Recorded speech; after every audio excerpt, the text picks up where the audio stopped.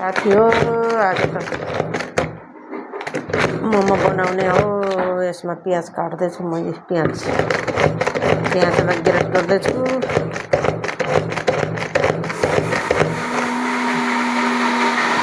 प्याज ग्रेट भयो, भएकै रहेछ। प्याज ग्रेट गरेर थोरै थोरै हाल्यो भने चाहिँ ढिलो हुन्छ कि, अलिक धेरै हाल्यो भने चाहिँ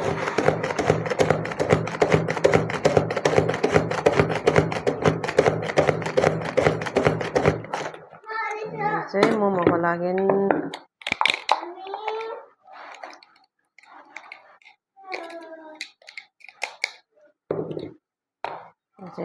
लागि प्याज ग्रेट, बन्दाकोपी ग्रेट हो। मासुको पनि बनिन्छ, किमा पनि तयार गरेको छ चिकनको। आटा मुछेर तयार छ।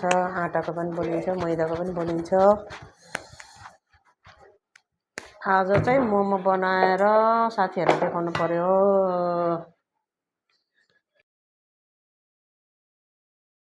यो चाहिँ टमाटर हो, हरियो खोर्सानी, लसुन, यसलाई भुटेर तयार गरेको छ। अब यसलाई चाहिँ पिसेर अचार बनाउने हो।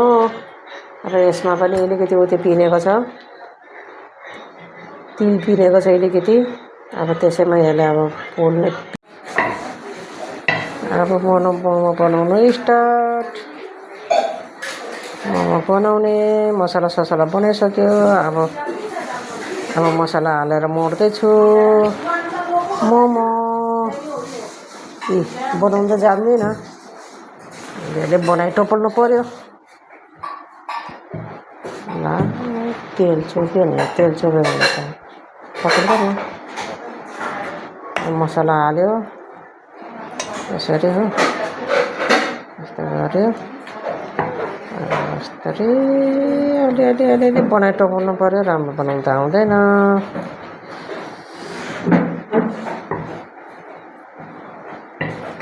यो त आटाको त अब राम्रो हुँदैन, मैदाको खायो भने ग्यास हुन्छ भनेर अब कोही मैदा कोही आटा। यो चाहिँ आटाको है साथीहरू, आटाको मोमो।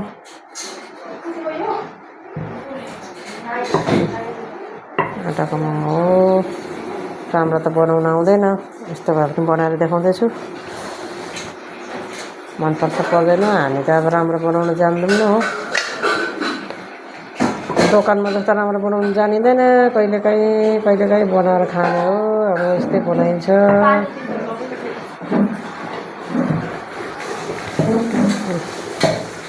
मैले बनाएको मोमो त राम्रो हुँदैन। म चाहिँ जापानमा गएर पेल्नु कान्छी बुवाले राम्रो बनाउँछ, बनाएर देखालो। म त बाबाले बेल्दैछ, मेरो बुढाले बेल्दैछ, बुढीले यहाँ बनाउँदैछ, बुहारी भने आउँदैछ बनाउनुलाई। म त राम्रो बनाउन आउँदैन नि, यतिकै अलिअलि बनाइ टोपलेको।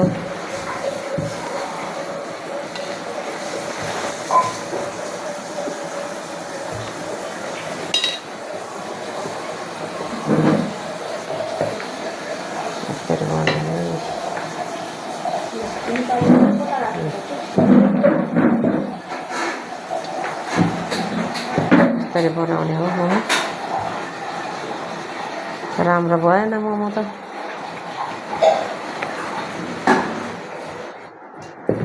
जस्तो बनाएर खाने हो नि। दोकानमा किनेर खाएको बेसी नै उत्यो हुन्छ। घरमा बनाएको आफूले बनाएको राम्रो हुन्छ, मिठो हुन्छ। हुन त अब दोकानमा नि किनेर खाइरहेको छौँ। यहाँ अब आफूले बनाएको चाहिँ मिठो लाग्छ।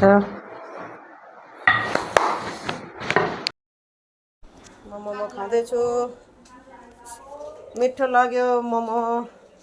सबैजनालाई मनपर्छ पर्दैन, मिठो लाग्छ लाग्दैन, लाइक कमेन्ट गरिदिनु होला।